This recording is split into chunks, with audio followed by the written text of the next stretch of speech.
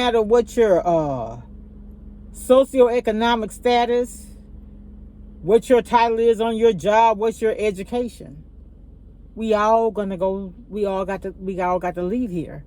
And like they said, the graveyard is the great equalizer. You got Morehouse next to the jailhouse, right? So we are no better. Nobody's any better than anybody else. And so a lot of times we want to put people on pedestals based on how they look, what they have, where they live, how they're educated, or whatever. Look. If I come up and I fall off, that's on me. That's on me. If I come up and I fall off, that's on me. That's on me. If I come up and I fall off, that's on me. If I fold and I sell out, that's weak. That's why I take my time before I make my mind up. And I do this like 7 days out of the week. And I grind so hard, I don't get much sleep. I had to earn my stripes, so I don't have to work no 9 to 5. Yeah, we be taking everything for granted, no lie. Cause I remember days that we could barely get by. Used to use the negativity to get high, but now the comments we reading can ruin our lives. Why? It used to be easy back on Easy Street. Hollywood ain't that good, it's going down like it's on a needed beat. Even though now it's lobster, all on top of my pasta, I can still feel like. Hey y'all, I ain't gonna be on here long. Happy Saturday. I just came back from my great uncle's funeral. So they actually had his funeral on his birthday. This would have been his 80th birthday, and he died 12 days ago. So, but it was actually a memorial service, and I just want to say this. I know a lot of people say, well, you don't have to go to church to be saved, but the Bible says don't forsake the assembling of yourself. And I'm paraphrasing, but what I'm telling y'all is it is a difference in listening to church and watching church live and actually being there in the spirit. When I tell you that service was short, but it was really a homegoing celebration. And I just want to say that, you know, a lot of people go through things, and we're hurting mentally, emotionally, and physically. And if we're good parents, we're putting our children first and making sure that they have the things that they need, that they need first. And we try to give them some of what they want, of course. But nothing, and I keep stressing this, nothing is more important than giving your children a relationship with Christ. Because even if the Lord take you and you're still here, He takes you and they're still here without you, them knowing Him will get them through the situation, through that grief. I'm telling you, because that's where I've been. And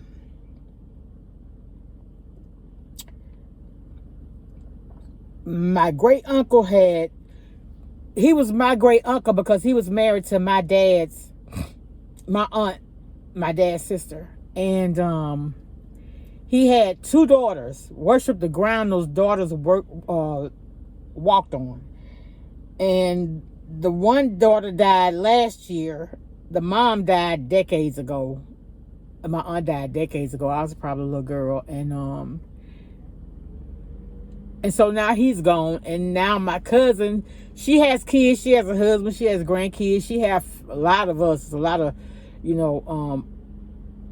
us on my dad's side. My grandmother and grandfather, y'all had 14 children. Yeah, I live in the South. They had 14 kids. But it wasn't no stepdad, nothing like this. All 14 kids they had together. And check this out. Half of them my color or darker, and the other half light bright. That's something. But anyway, it's all love. But the pastor today said something that was very profound. And he was saying that, you know, it don't matter what your socioeconomic status, what your title is on your job, what's your education. We all got to leave here. And like they said, the graveyard is the great equalizer. You got Morehouse next to the jailhouse, right? So we are no better. Nobody's any better than anybody else. And so a lot of times we want to put people on pedestals based on how they look, what they have, where they live, how they're educated, or whatever. Look, neither one of my parents had a high school diploma, but they worked. They were homeowners. They were honest, hardworking people. They didn't bother anybody. You know, so we put so much emphasis on the wrong thing. I'm just saying, if we could just teach children that it doesn't matter if I can't afford the Jordans or the Uggs or the Timberlands. None of that matters. Get up and go with what you have. You understand what I'm saying? And I think that we're making material things our God now. It's almost like everything we do everywhere we go is for a show. And for what? For what? At the end of the day, like my friend used to say, you've never seen a Wells Fargo truck going behind a hearse. You can't take it with you. All that you have, you're going to leave it here. And so I'm just saying all that to say this. You know, my great uncle, he was very intelligent. He was well-lived, military veteran,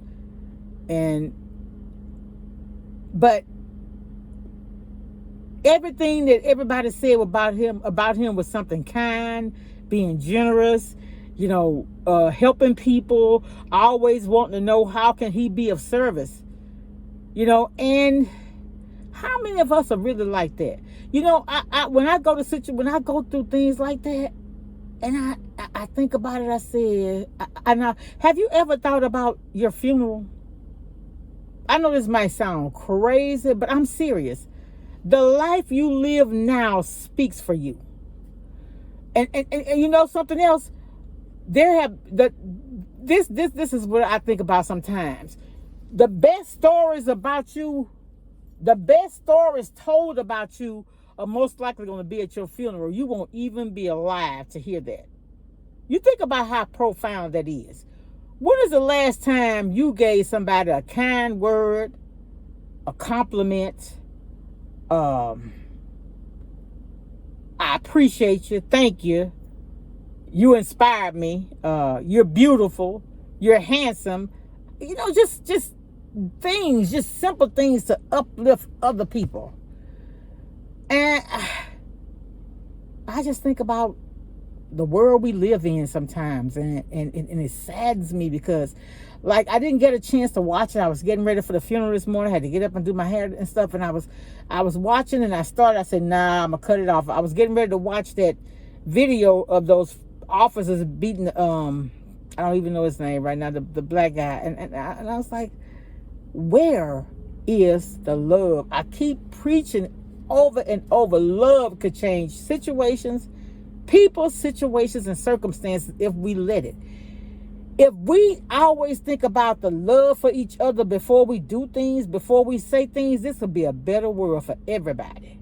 For everybody. And I think about situations where you see people do things, they go in places and they shoot up people, and they've had altercations with people. And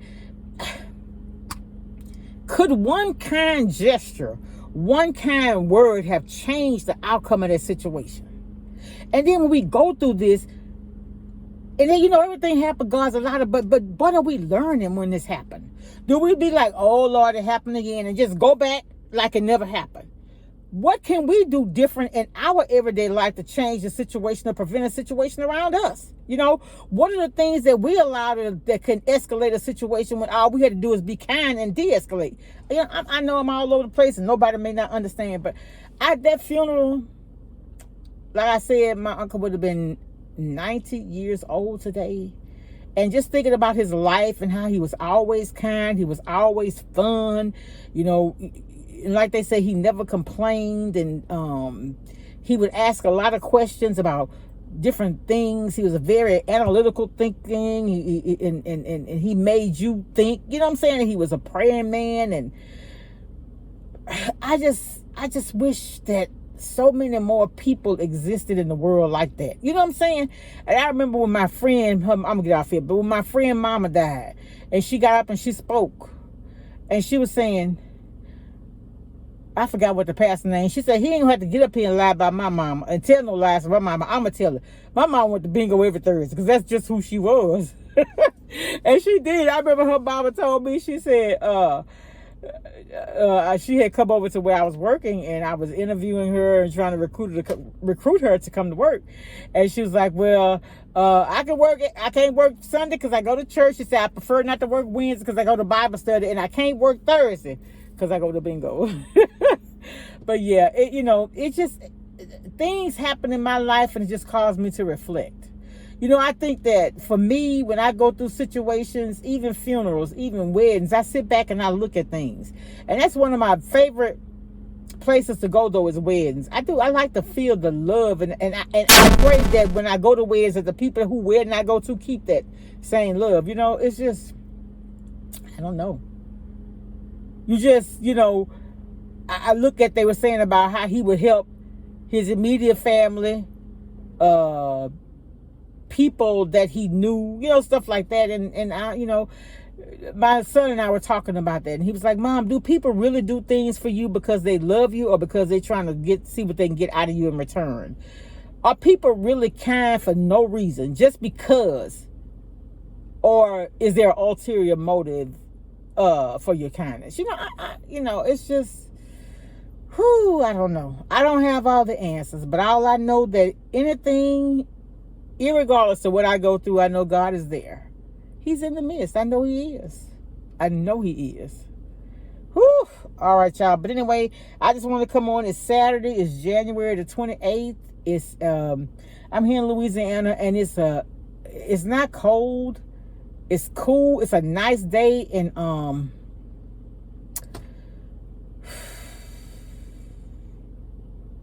I want to say this: cherish the people you love, because they're not going to, everybody got an expiration date. And if we don't expire when Jesus come back, we hope to be caught up with him, right? But the life you live really can speak for you, whether you believe that or not. And this is one thing I want to leave everybody with that will listen to me. Will your kindness be spoken of when you're no longer here? You ever think about that? What will people have to say about you when you go? Not that it really matters, because you got to please God first.